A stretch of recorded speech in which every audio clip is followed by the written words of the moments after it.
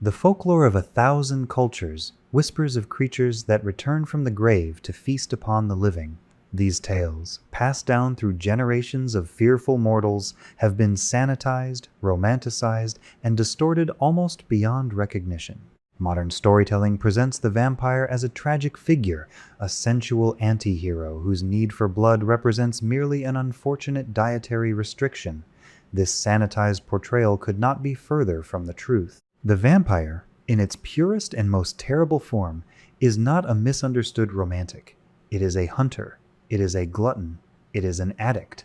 It is a sociopath wearing the mask of humanity. From the bestial revenant clawing its way from grave dirt to the calculating aristocrat manipulating entire kingdoms from the shadows of his ancestral castle, every vampire shares one defining characteristic: an all-consuming, profane hunger for blood that permeates every fragment of its existence.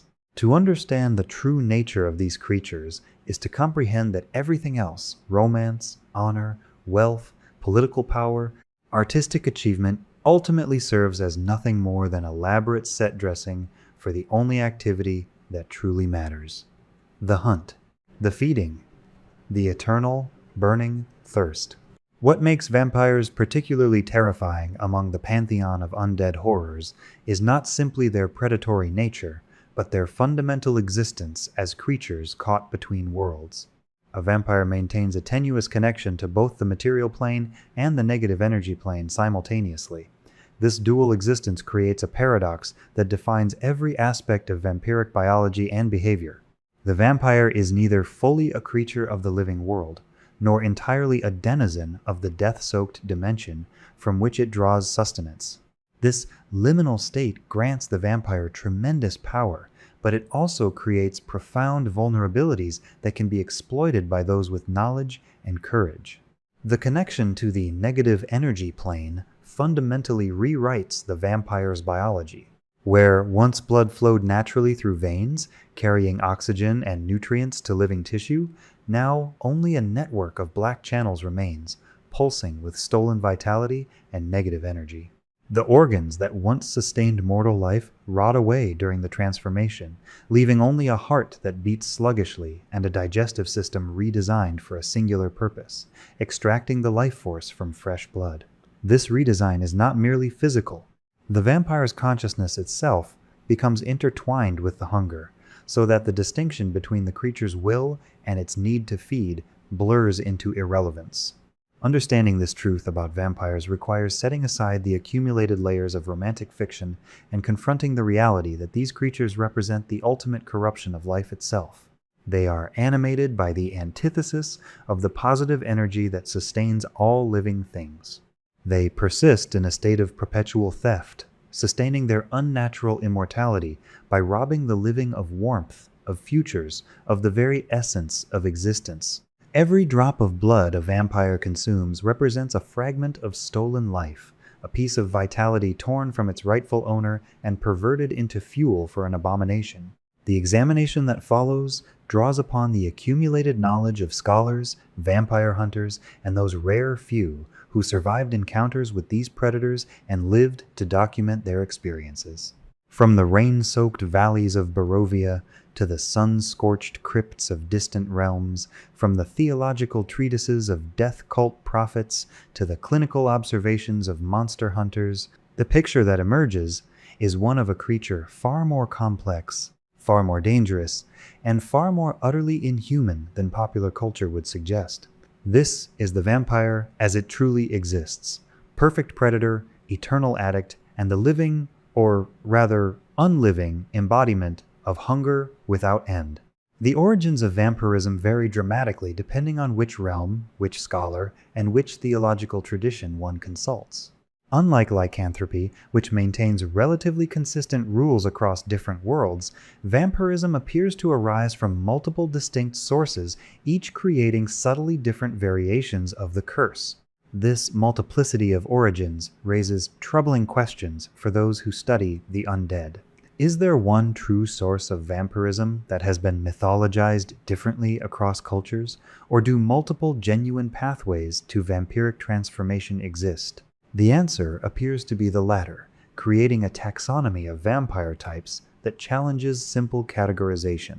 The most documented origin story centers on Count Strahd von Zarovich, a figure who looms large in the study of vampirism, not merely because of his power, but because his transformation represents the archetypal fall from grace. Strahd began his existence as a genuinely heroic figure, a warrior of unquestionable courage and skill who led armies against the forces of evil. Yet the very qualities that made him an effective warrior, his drive, his refusal to accept defeat, his absolute commitment to his goals, would ultimately corrupt him entirely. Years of unending warfare wore away his youth, his vitality, and eventually the very core of his morality. When he finally conquered the Valley of Barovia and attempted to settle into a peaceful existence, he discovered that peace held no satisfaction for a soul already hollowed out by violence.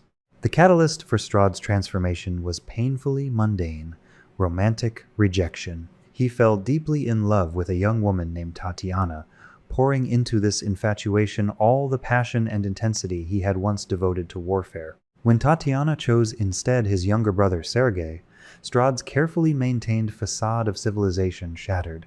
The wedding day became the stage for fratricide. In an act of premeditated murder, Strahd killed his own brother and then confessed his love to Tatiana, genuinely believing that with his rival removed, she would accept him. Instead, she fled in horror to the castle walls and threw herself to her death rather than submit to the monster Strahd had become. The castle guards struck Strahd down with crossbow bolts tipped with poison, but death refused to claim him. The pact he had forged with an entity known variously as Death, as Vampire, or simply as the Dark Powers had already taken hold.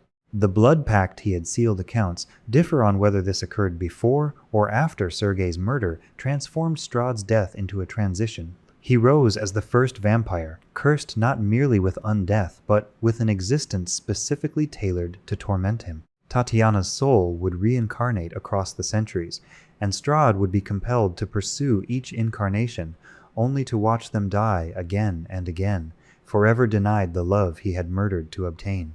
Alternative traditions speak of an entity known simply as the Beast, described as a deity who predates mortal vampires entirely. According to these accounts, the Beast was once numbered among the pantheon of gods until his predatory nature became too extreme even for divine society to tolerate. The crime that led to his exile was feeding upon lesser deities, consuming their divine essence much as a vampire drains mortal blood. The pantheon sentenced the Beast to eternal hunger as punishment, and furthermore decreed that he would be forever barren, unable to father children through natural reproduction. This curse would have condemned him to an eternity of solitary hunger, except for the intervention of the goddess of the night, who took pity on his isolation. The gift she granted became known as the Change, the ability to create vampiric progeny from mortal stock. This gift transformed the Beast's curse into something he could share, allowing him to build a family of sorts, even if that family consisted of undead predators bound by mutual hunger rather than genuine affection. Today, the Beast is worshipped as a deity of chaotic evil by vampire cults scattered across numerous worlds. These cults gather in secret every 7 years to perform grotesque rites involving mass feeding and blood sacrifice, offering their devotion to the god who gave them their cursed existence.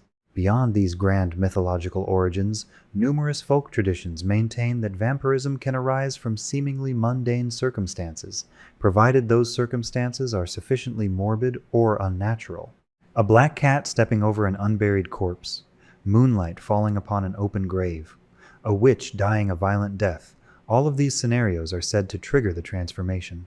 Suicides hold particular significance in these traditions, with many cultures believing that those who take their own lives will inevitably rise as vampires at the next full moon, perhaps as punishment for the sin of self-murder, or perhaps simply because the act of suicide creates a spiritual wound through which negative energy can flood. Some realms present vampirism not as an undead curse at all, but as a magical disease that transforms the living into bloodthirsty monsters without actually killing them. In these cases, the afflicted remain technically alive, their hearts still beating with their own blood, but their biology has been so fundamentally altered that they require the blood of others to survive. This version of vampirism might theoretically be curable through sufficiently powerful magic, such as the miracle spell, offering hope that victims might be restored to normal life if caught early enough in the transformation. Other theories propose the existence of blood symbiote vampires, where the vampire's blood is itself a semi-sentient, partially empathic entity that completely replaces the host's natural blood after entering their system. This symbiotic blood drives the host to violence and blood-seeking behavior, effectively making the host a puppet for the true parasite residing in their veins. In the exotic Lands of the Diamond Throne, vampirism follows entirely unique rules. Vampires possess discernible internal anatomy, can suffer critical hits like living creatures, and prove completely immune to spells designed to command or rebuke the standard undead. The process of creating a new vampire follows established patterns, though the specific mechanics vary depending on which traditions and rules govern a particular world or bloodline. The standard method requires a living humanoid or monstrous humanoid to be slain specifically through a vampire's blood drain attack. This method of death proves crucial. A victim killed by other means, even by the same vampire using different attacks, will not rise as undead. The vampire must drain the victim's blood directly, creating a metaphysical connection between predator and prey that persists beyond death. The victim's inherent power determines what type of vampire they will become. Those with 4 or fewer hit dice, representing relatively weak or inexperienced individuals, will rise as vampire spawn approximately 1 to 4 days after burial. These spawn are enslaved creatures, bound absolutely to the will of the vampire that created them, possessing only a fraction of a true vampire's power and none of its autonomy. Victims with 5 or more hit dice rise instead as full vampires, free-willed and independent, though often still psychologically bound to their creator through complex relationships of gratitude, fear, or shared hunger. However, some bloodlines and traditions require a more intimate ritual to create what they term a vampire scion. After draining the victim to the threshold of death but not beyond, the vampire must offer the blood gift, slashing open its own tongue or wrist and forcing the dying victim to drink the undead blood directly.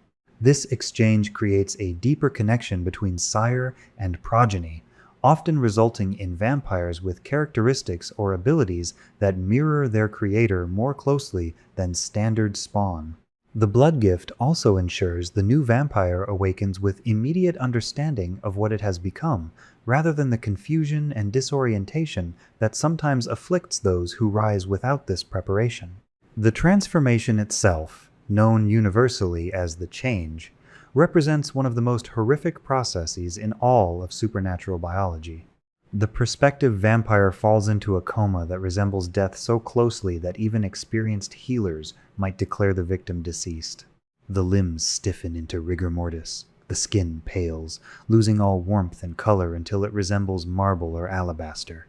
The eyes cloud over, their color and shine fading until they become dull and lifeless. To observers, the victim appears completely dead, which is why burial typically occurs before the transformation completes. Beneath the skin, the true horror unfolds. The abdomen swells grotesquely as the internal organs begin to putrefy. The stomach, liver, intestines, and other organs that once sustained mortal life rot away, liquefying into a foul-smelling slurry that the body somehow contains. Only the heart remains, continuing to beat sluggishly, though its function has transformed entirely. The circulatory system reconstructs itself, the blood vessels turning black as they adapt to carry negative energy instead of oxygenated blood. This network of darkened veins spreads throughout the entire body, creating a new infrastructure designed for a single purpose, distributing stolen life force to every extremity. The final visible changes occur to the teeth and nails.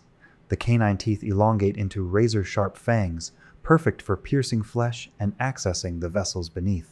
Some vampires develop fangs so pronounced they cannot fully close their mouths.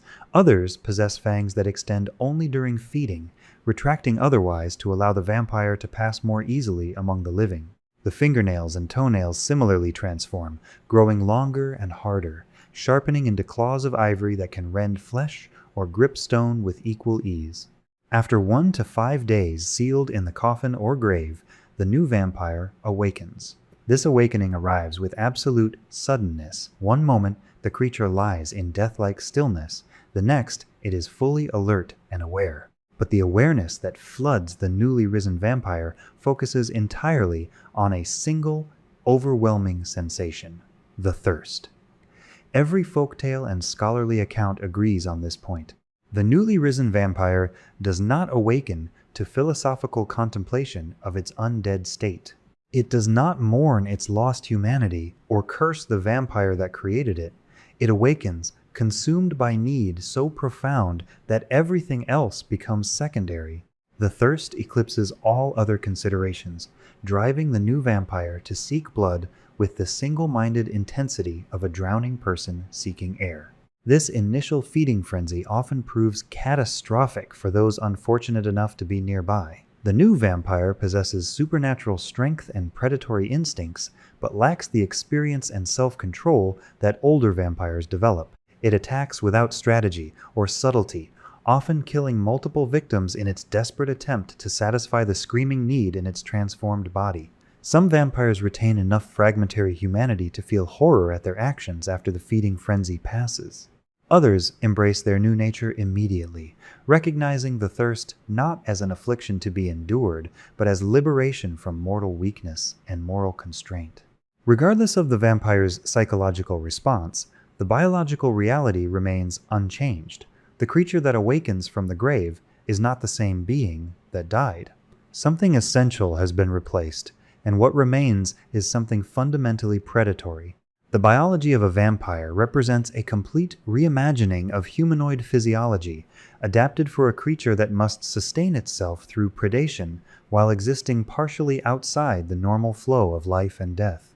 Vampires do not age, their bodies frozen eternally at the physical state they possessed at the moment of transformation. A vampire created from an elderly victim remains elderly in appearance forever, while one transformed in the prime of youth retains that youthful appearance across centuries. They do not suffer from natural diseases, their undead state rendering them immune to the infections and illnesses that plague the living. Mind-affecting effects, poison, sleep, paralysis, stunning, and death effects all fail against them, their connection to the negative energy plane providing insulation against attacks that target living physiology or consciousness. Yet, these immunities come with strict biological requirements that govern every aspect of vampiric existence. The most fundamental requirement is the daily consumption of blood. A vampire must drain no fewer than 4 constitution points worth of blood from a living creature each day to remain in what passes for perfect health among the undead. This represents a substantial amount of blood, enough to leave a single victim severely weakened or to kill a weak victim outright. If this feeding requirement goes unmet, the vampire suffers consequences that intensify the longer it starves. The first day without feeding costs the vampire a negative level, and its supernatural powers diminish as if it had lost an entire age category. The vampire becomes physically weaker, its fast healing slows, and its more advanced abilities may become temporarily inaccessible. A second day without feeding imposes another negative level and further reduction. This pattern continues, each day of starvation stripping away another layer of the vampire's power and consciousness. A vampire that starves down to a single level undergoes a transformation even more complete than the change itself. It becomes a mindless, feral predator, incapable of speech, reason, or anything resembling its former personality. This feral vampire knows only hunger and will attack any living creature it encounters with suicidal recklessness. These starvation-induced negative levels persist indefinitely until the vampire feeds sufficiently to restore them. Unlike negative levels imposed by energy drain attacks, starvation levels cannot be removed through restoration magic. Only blood restores what hunger has stripped away. When a starved vampire finally feeds, the lost levels and age categories return, sometimes with dramatic suddenness. A mindless, feral vampire that manages to drain a victim may snap back to full awareness mid-feeding, suddenly confronted with the horror of what starvation drove it to do. The quality of blood matters significantly. While vampires can consume the blood of animals or even fresh corpses, this inferior sustenance provides only half the nourishment of blood taken from a living, conscious humanoid. A vampire attempting to subsist on animal blood must therefore drain twice as much, making the feeding process more time-consuming and less satisfying. Some vampires adopt this practice anyway, viewing it as a way to retain a fragment of their lost morality, but the thirst makes such ethical feeding incredibly difficult to maintain. The vampire always knows that human blood would satisfy more completely, that a single human victim would provide what 2 or 3 animals cannot. Sleep represents another non-negotiable requirement. Unlike most undead, which never rest, vampires fall into a profound unconsciousness at sunrise each day. This vampiric sleep resembles a coma more than natural slumber. Throughout the daylight hours, noise, bright light, and even physical violence will not rouse a sleeping vampire. They remain completely helpless, utterly vulnerable to any enemy who has discovered their resting place. This vulnerability explains the elaborate precautions vampires take to secure their coffins and lairs traps. Loyal servants, hidden chambers, and misdirection all serve to protect the vampire during those hours when it cannot protect itself. The need for this daily rest appears connected to the vampire's dual existence between planes. During daylight hours, the material plane floods with positive energy from the sun, making it actively hostile to creatures sustained by negative energy. By falling into death-like sleep, the vampire minimizes its exposure to this positive energy, retreating as far into the negative energy plane connection as possible while still maintaining its material form. When the sun finally sets, draining the excess positive energy from the immediate environment, the vampire snaps instantly to full alertness, ready to resume its nocturnal existence. A vampire that attempts to avoid this sleep, perhaps to complete some urgent task or to escape from hunters, faces severe consequences. Even if the vampire remains underground or otherwise shielded from direct sunlight, the positive energy radiating from the noontime sun cooks off a portion of its essence, dealing unavoidable damage that can only be healed through drinking fresh blood. At the moment of sunrise, the sleep-deprived vampire experiences crippling pain as positive energy conflicts with its negative energy sustenance, suffering effective penalties to strength and dexterity that make even simple physical tasks extremely difficult. These penalties persist until the vampire either succumbs to the enforced sleep or until sunset provides relief. The message encoded in vampiric biology could not be clearer. The night belongs to the predator, but the day demands submission. The arsenal of supernatural abilities that even a standard, newly created vampire commands would be sufficient to make it a formidable predator. The vampire possesses strength far exceeding its apparent physical form, capable of bending iron bars or snapping a human neck with casual ease.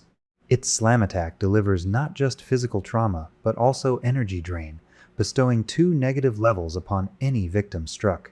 Each negative level imposed grants the vampire 5 temporary hit points, meaning a vampire can heal itself mid-combat simply by successfully landing attacks.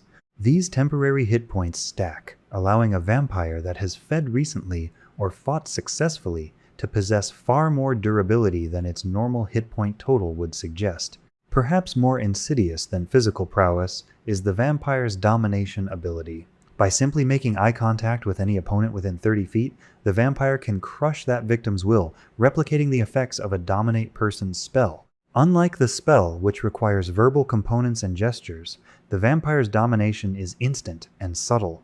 A victim might not even realize they have been dominated, instead believing that obeying the vampire's commands represents their own choice.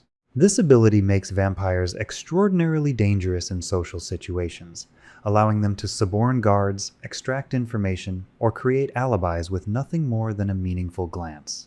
Victims who succeed in resisting the initial domination must resist again each round they maintain eye contact, eventually succumbing through sheer persistence. The vampire's alternate form ability grants it tactical versatility that few other creatures can match. As a standard action, the vampire can transform into a bat, direbat, wolf, or direwolf, retaining its own hit points and mental attributes while gaining the physical characteristics and movement modes of the new form. A vampire cornered in human form can become a bat and escape through a crack in the wall. One pursuing prey through a forest can become a dire wolf to match the victim's pace. The transformation is silent and produces no telltale shimmer or mystical residue, making it ideal for ambushes or escapes. Once per day, the vampire can summon the children of the night swarms of rats or bats, or a pack of wolves that will serve it loyally. These creatures are not charmed or dominated, but rather answer a primal call that resonates through the negative energy suffusing the vampire's existence. The animals arrive within minutes and follow the vampire's commands until dismissed, or until the sun rises. This ability allows even a solitary vampire to command a small army, using the animals as scouts, guards, or weapons as circumstances demand. The vampire's resilience borders on the absurd by mortal standards. Fast healing allows it to regenerate damage at a rate that makes most conventional weapons nearly useless in prolonged combat. A vampire can be stabbed, bludgeoned, or slashed repeatedly, and unless the damage exceeds its healing rate, it will simply keep fighting with no apparent diminishment. Damage reduction further frustrates attackers. Only magic weapons forged of silver can bypass this supernatural toughness, meaning most militia weapons and common armaments literally cannot harm a vampire at all. The creature can climb sheer surfaces as easily as a spider walks on flat ground, its clawed fingers and toes finding purchase on even polished stone. Most terrifying of all is the vampire's resilience to destruction. If reduced to 0 hit points through any means other than its specific vulnerabilities, the vampire does not die.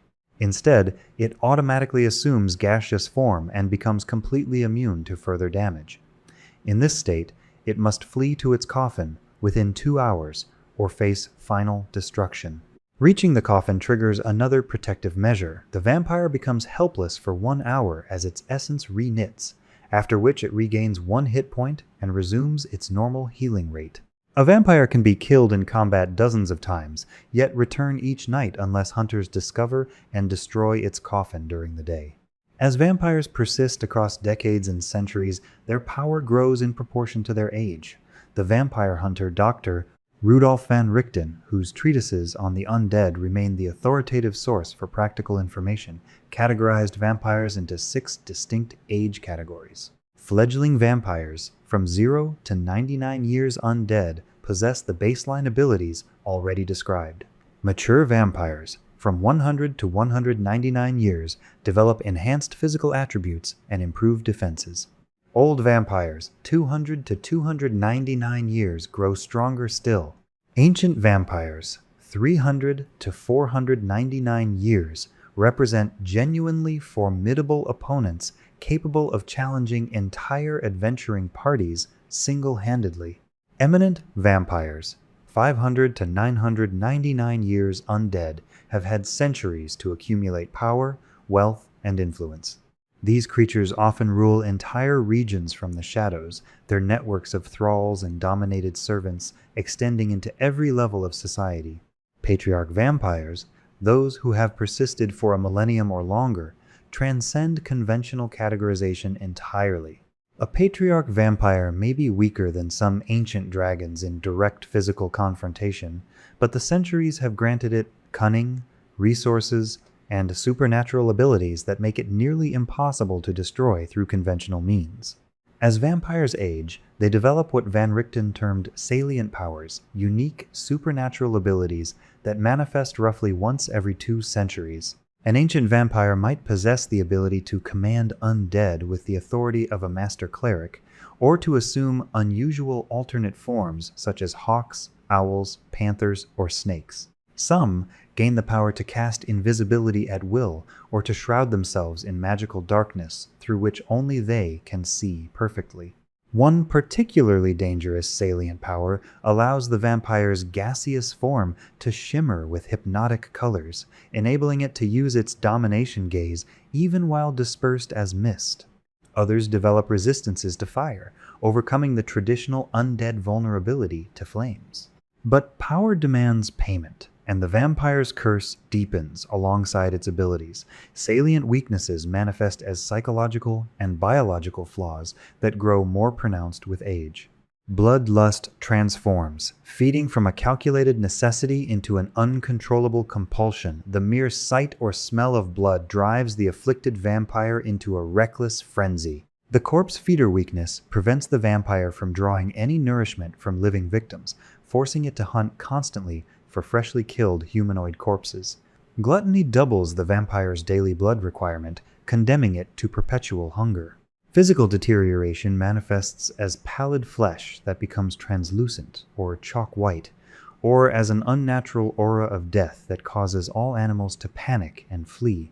Each weakness reflects some aspect of the vampire's personality or sins, as if the curse itself adapts to punish the individual for their specific failings. The methods by which vampires can be destroyed or repelled form a crucial body of knowledge for those who would hunt these creatures. Unlike many supernatural threats, vampires possess numerous specific vulnerabilities, but these vulnerabilities must be understood and exploited correctly, or they provide no protection at all.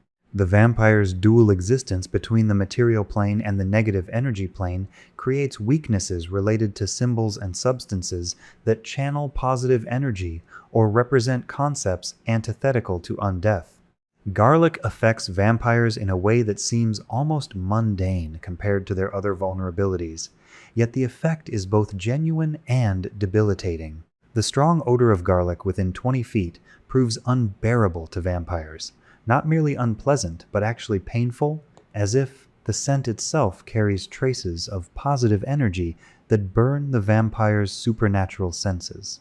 A vampire will not willingly approach crushed garlic or garlic flowers, and surrounding a sleeping area with garlic can provide genuine protection, forcing the vampire to find victims elsewhere. However, garlic does not physically harm vampires or prevent them from acting. A sufficiently motivated vampire can force itself to approach through garlic-protected areas, suffering discomfort but no actual damage. Running water presents a more absolute barrier.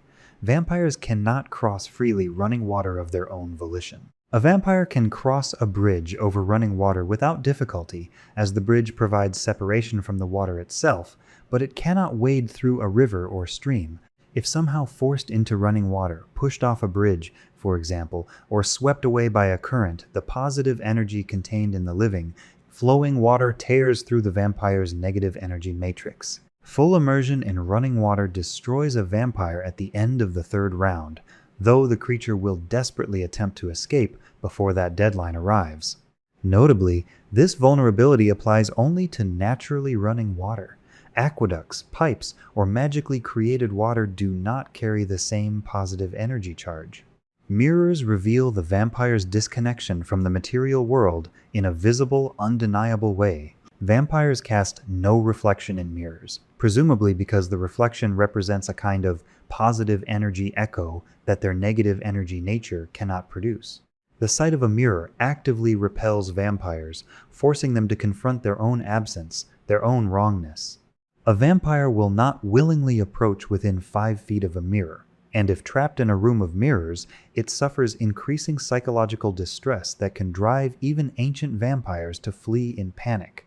The presentation of a holy symbol channels divine positive energy in a way that vampires find genuinely threatening. However, the effectiveness of this repulsion depends entirely on the faith and conviction of the person wielding the symbol.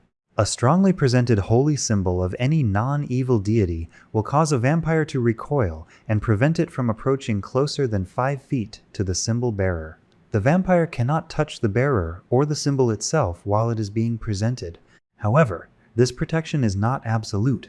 A vampire can still use ranged attacks or command minions to assault the symbol bearer, and if the bearer's faith wavers or they lower the symbol, the protection vanishes instantly. Church bells produce a sound that vampires find intensely disturbing, as if the timbre and vibration of blessed bells carries echoes of positive energy through the air itself. The ringing of church bells will cause vampires to flee the area if possible, though again, this represents more of a strong compulsion than an absolute prohibition. A vampire with sufficient willpower or pressing motivation can endure the sound of bells, though doing so causes obvious distress.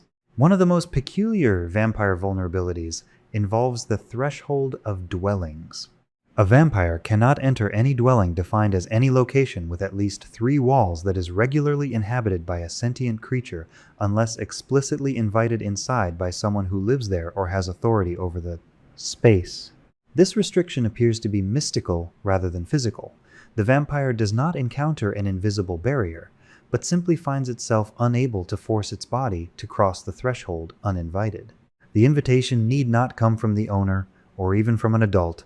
A child's invitation proves just as effective as a parent's. Once invited, however, the vampire can enter and exit the dwelling freely until the invitation is formally rescinded. The lethal vulnerabilities, those that can permanently destroy a vampire rather than merely repelling it, are fewer but absolutely effective when properly applied. Sunlight represents the most straightforward and most devastating of these. Direct exposure to natural sunlight disorients a vampire immediately, limiting it to partial actions only as positive energy floods its system. If the vampire cannot escape to darkness within a single round, it is instantly destroyed on the following round, its body crumbling to a cloud of ash that disperses on the wind. This destruction is permanent and complete. No coffin rest can restore a vampire destroyed by sunlight. However, sufficiently powerful vampires have found ways to circumvent even this absolute vulnerability. Count Strahd von Zarovich, through possession of an artifact known as the Dayheart, has rendered himself completely immune to sunlight's destructive effects. Other ancient vampires have developed salient powers that allow them to endure daylight for brief periods, or have created magical items that shield them from the sun's wrath. Nevertheless, even immune vampires typically avoid daylight when possible, as operating during daytime leaves them vulnerable to holy warriors and other enemies who would never dare approach their lairs at night. The traditional wooden stake through the heart requires very specific conditions to be effective, which is fortunate given how frequently this method is misrepresented in folklore. The vampire must be helpless, typically meaning asleep in its coffin during daylight hours. Driving any piercing weapon, traditionally a wooden stake but potentially any similar implement, through the heart instantly paralyzes the creature, forcing it into a state known as the slumber. The staked vampire cannot take any physical actions, cannot assume gaseous form, and cannot heal. However, critically, the stake does not destroy the vampire. A staked vampire remains in this paralyzed state indefinitely, fully aware of its surroundings but unable to act. Only when the stake is removed does the vampire resume normal function. To permanently destroy a staked vampire, hunters must take additional measures, decapitation, burning, or exposure to sunlight while the creature remains paralyzed. This requirement for follow-through has doomed many overconfident vampire hunters. Staking the vampire seems to complete the hunt, and the hunters relax their vigilance. Then, an ally of the vampire, a dominated thrall, or even a well-meaning but ignorant person removes the stake, and the vampire awakens to take terrible vengeance on those who dared assault it during its helpless hours. The truly knowledgeable hunter stakes the vampire, then immediately proceeds to burn the body or expose it to sunlight, ensuring that the creature can never return. Full immersion in running water has already been mentioned, but bears repeating as a lethal vulnerability. 3 rounds of complete submersion in naturally running water destroys a vampire as thoroughly as sunlight, the positive energy in the living water overwhelming the negative energy that sustains undeath. Some vampire hunters have successfully used this method by ambushing vampires near rivers, using magic to prevent gaseous transformation, and physically forcing the vampire into the water. The technique requires careful planning and significant resources, but it works even on ancient vampires who have developed immunities to other attack forms. Vampires are profoundly selfish creatures that view other beings almost exclusively through the lens of utility. Other creatures exist as prey to be consumed, tools to be used, or threats to be eliminated. Even the relationships vampires form with their own kind are typically transactional, based on mutual benefit or the raw calculus of power rather than anything resembling genuine affection or loyalty. This fundamental selfishness shapes vampiric society into something that barely deserves the term society at all, rather than communities. Vampires form temporary alliances brutal hierarchies, and predatory networks.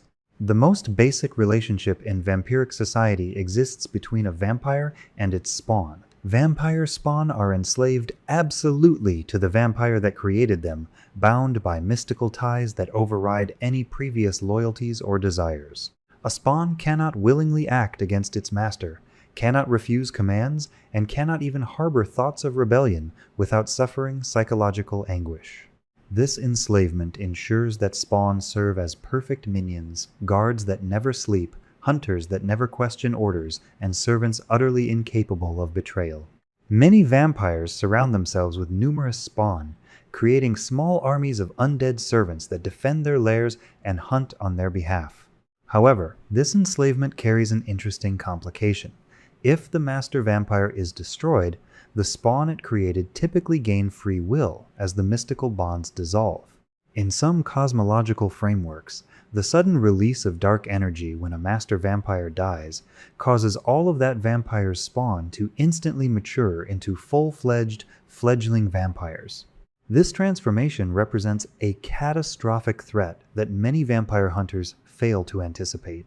A hunter who successfully destroys an ancient vampire might congratulate themselves on eliminating a major threat, only to discover that they have inadvertently created 6 or 7 free-willed vampires where previously there was one master and several bound servants. These newly freed vampires often scatter immediately, fleeing to establish their own territories and create their own spawn, resulting in a net increase in vampiric activity rather than the decrease the hunter intended. Beyond spawn, vampires can create other categories of servants through the blood gift ritual. When a vampire offers its blood to a willing mortal who drinks it but is not killed, that mortal becomes what is termed a blood puppet. The transformation grants the mortal certain benefits: immunity to aging, resistance to disease, and enhanced physical resilience, approaching that of undead creatures. However, these benefits come at a terrible cost. The blood puppet gains a permanent negative level that can never be removed, representing the fragment of death that now resides within them. More significantly, the blood puppet develops absolute, slavish loyalty to the vampire master.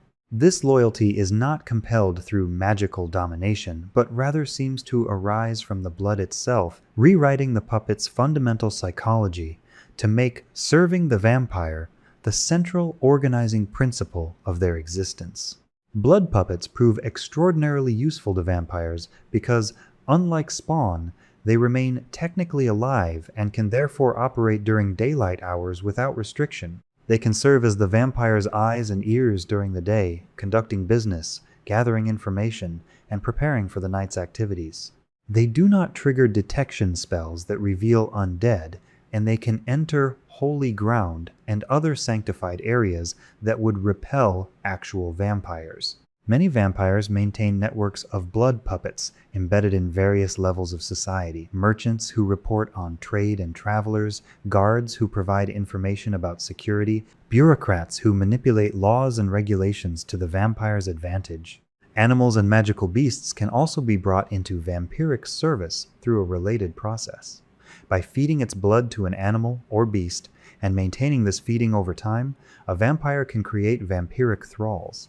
These creatures gain enhanced strength and durability while developing an instinctive loyalty to their creator. Vampiric thralls prove particularly useful as guards and hunters. A vampire might maintain thralls of wolves, great cats, or even more exotic creatures depending on what animals are native to its territory. These thralls guard the approaches to the vampire's lair during the day, attack intruders on command, and hunt for victims when the vampire wishes to feed without leaving its sanctum. Even mighty dragons can fall to vampirism, creating some of the most terrifying undead creatures in existence. Falazar, the draconic god of undeath and decay, is credited with creating the first vampiric dragons, though the exact rituals he employed remain unknown to mortal scholars. A dragon can be transformed into a vampire through 2 primary methods. The first involves the dragon willingly accepting vampirism through a pact similar to what created the first vampires. The second occurs when a sufficiently powerful vampire successfully drains a dragon's constitution through repeated blood drain attacks. Given a dragon's immense constitution score, This requires either an incredibly powerful vampire or a dragon that has been somehow restrained or weakened.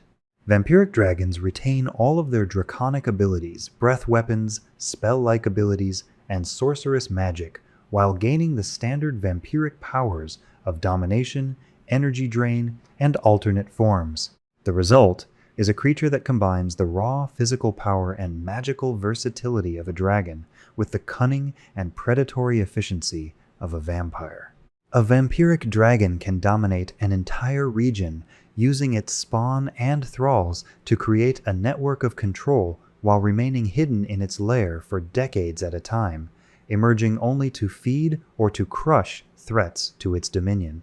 In the city of Westgate, in the realm of Faerun, a thieves' guild known as the Night Masks demonstrates how deeply vampires can embed themselves in mortal society. Unknown to most of the guild's members, the Night Masks are secretly ruled by a council of vampire lords who use the guild as both a source of wealth and a recruiting ground for servants. The guild's elite members, both human and elven rogues of exceptional skill, undergo a ritual that transforms them into creatures called Deathbringers. This transformation differs from standard vampirism or blood puppet creation, representing instead a hybrid state designed to maximize the Deathbringer's utility while minimizing obvious supernatural characteristics. The ritual requires the candidate to drink blood directly from a vampire lord. The blood does not kill the drinker or transform them into spawn, but it does fundamentally alter their physiology. Deathbringers develop light sensitivity, suffering penalties in bright sunlight but not destroyed by it. They gain the supernatural ability to step through shadows, teleporting short distances by entering one shadow and emerging from another. Most insidiously, they develop what is termed the blood bond power. A Deathbringer who can trick a victim into consuming even 3 drops of the Deathbringer's tainted blood can thereafter attempt to charm or dominate that victim at will, with the mystical connection persisting indefinitely until broken through powerful magic. The Night Masks use Deathbringers as elite enforcers, assassins, and spies. These operatives can move through the city during the day, unlike their vampire masters. They can infiltrate organizations by establishing blood bonds with key members. They report directly to the vampire lords, serving as the bridge between the guild's mortal membership and its undead leadership. The system has allowed the Night Masks to maintain control over Westgate's underworld for decades, with most of the city's population completely unaware that vampires effectively rule significant portions of their society. Hunters must remain vigilant against creatures that superficially resemble vampires but arise from different sources and follow different rules. The Vraikalaka represents perhaps the most dangerous of these false vampires. When a fiend from the lower planes possesses the corpse of a genuinely evil person, the result is a bloated, beast-like undead entity that drains blood and creates spawn similar to true vampires. However, the Vraikalaka lacks nearly all of a vampire's traditional vulnerabilities. Sunlight weakens it but does not destroy it. It ignores garlic entirely and crosses running water without difficulty. Stakes through the heart cause it pain but do not paralyze it. Worst of all, the Vraikalaka's fiendish nature corrupts its victims' souls in addition to killing their bodies. Any mortal slain by a Vraikalaka's blood drain has their soul immediately condemned to hell, regardless of the victim's previous alignment or deeds, as the fiendish spirit that animates the Vraikalaka claims the soul as payment for the dark powers it wields. This damnation makes the Vraikalaka particularly abhorrent to good-aligned churches, who view hunting these creatures as a sacred duty to prevent the unjust damnation of innocent souls. The existence of Vraikalaka and similar creatures that mimic vampiric characteristics while following different rules creates genuine challenges for hunters. A group that prepares for a standard vampire bringing holy water, wooden stakes, and planning for a daytime assault on the creature's coffin may find these preparations useless against a Vraikalaka or other variant. Misidentification can prove fatal, as hunters waste crucial resources on tactics that simply do not work, while the creature exploits their confusion to mount devastating counterattacks. Whether dealing with true vampires or the various creatures that imitate them, one truth remains constant. These predators have existed for centuries or millennia, perfecting the art of hunting humans while remaining concealed from broader society. They have studied mortal psychology, mortal weaknesses, and mortal societies with the patience that immortality provides. Every vampire represents not just a physical threat, but an intelligence dedicated entirely to predation, backed by powers that make it nearly impossible to kill through conventional means. The networks of spawn, thralls, blood puppets, and dominated servants that surround elder vampires create layers of protection that hunters must penetrate before even reaching the vampire itself. And even when hunters succeed in destroying a vampire's body, they must ensure the destruction is permanent, or the creature will rise again to take vengeance on those who dared oppose it. The accumulated knowledge of vampires leads to an inescapable conclusion. These creatures represent the ultimate corruption of life itself. Whether they are tragic figures cursed by the gods for their sins, or power-hungry tyrants who willingly exchanged their humanity for the dark perfection of the grave, vampires embody a fundamental perversion of the natural order. They are animated by the antithesis of the positive energy that sustains all living thing. They persist in a state of perpetual theft, sustaining their unnatural immortality by robbing the living of warmth, of vitality, of the very essence of existence.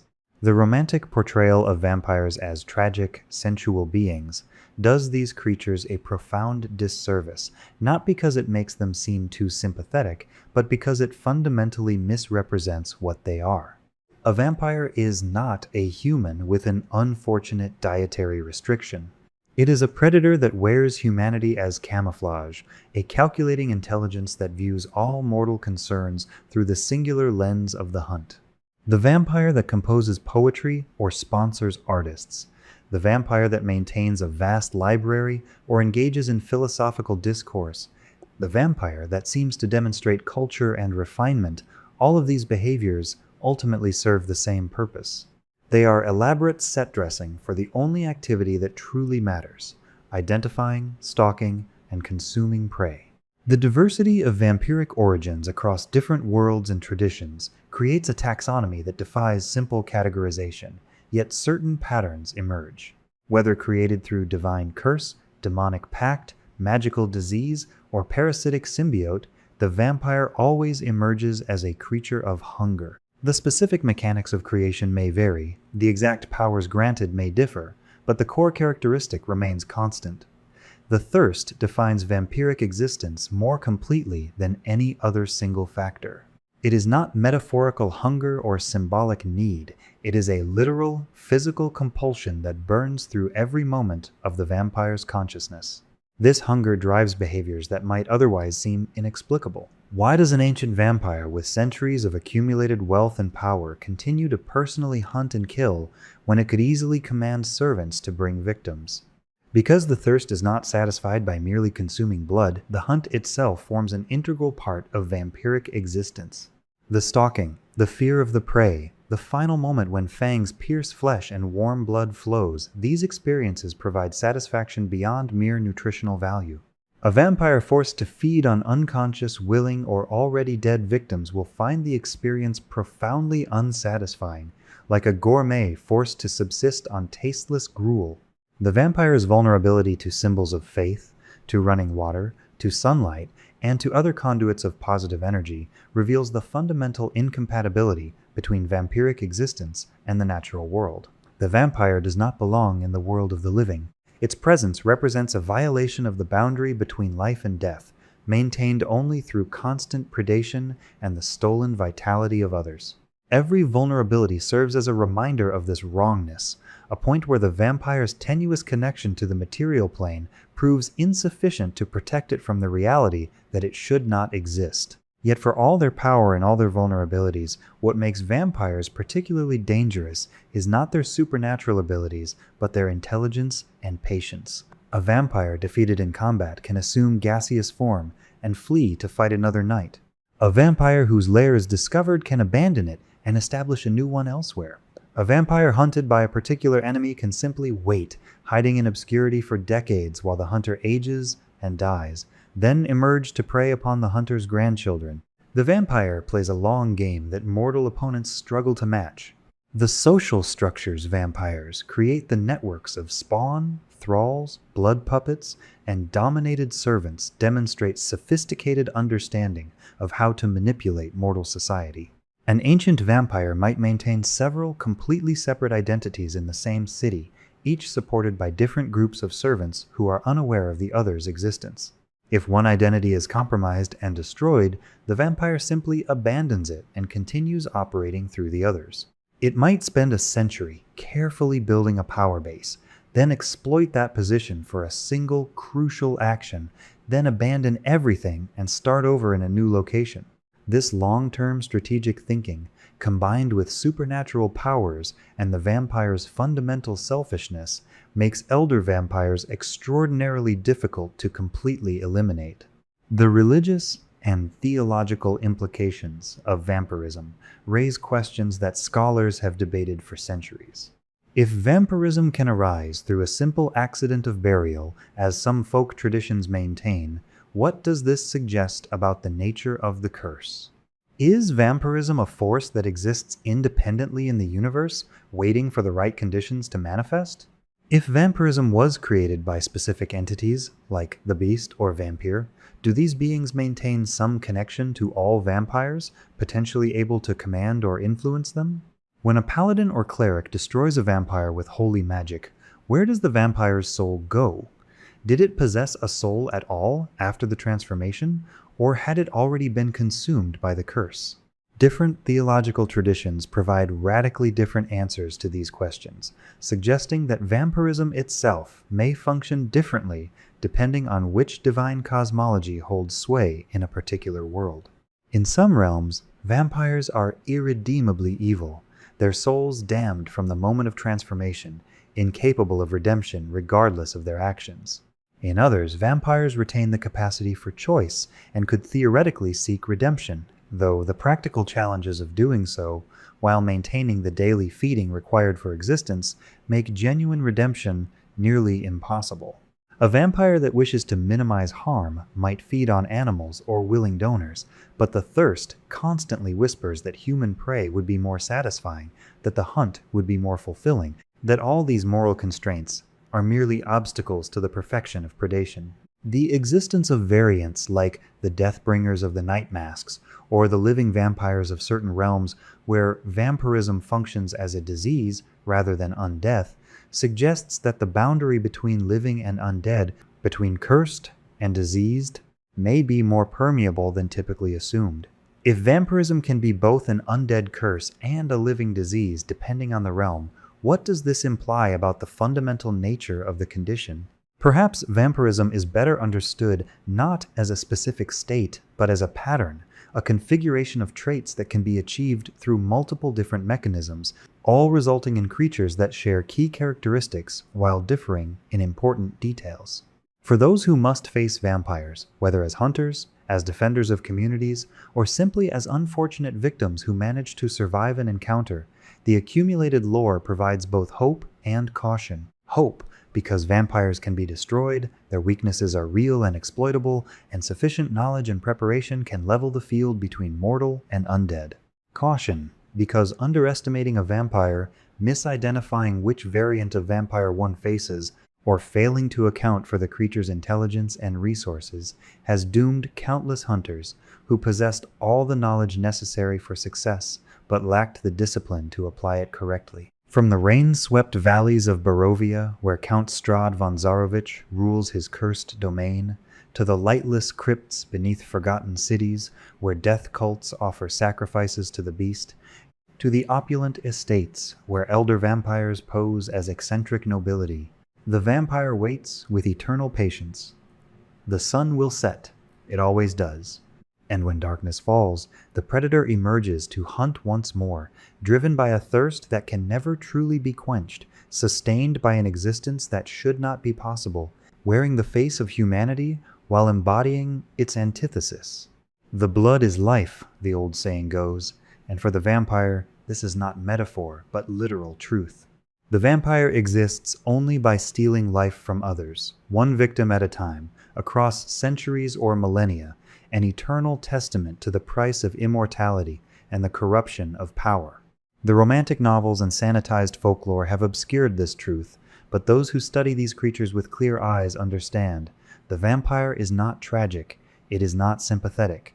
It is a perfect predator, and everything else, the culture, the refinement, the apparent humanity, is merely the bait that draws prey close enough to strike.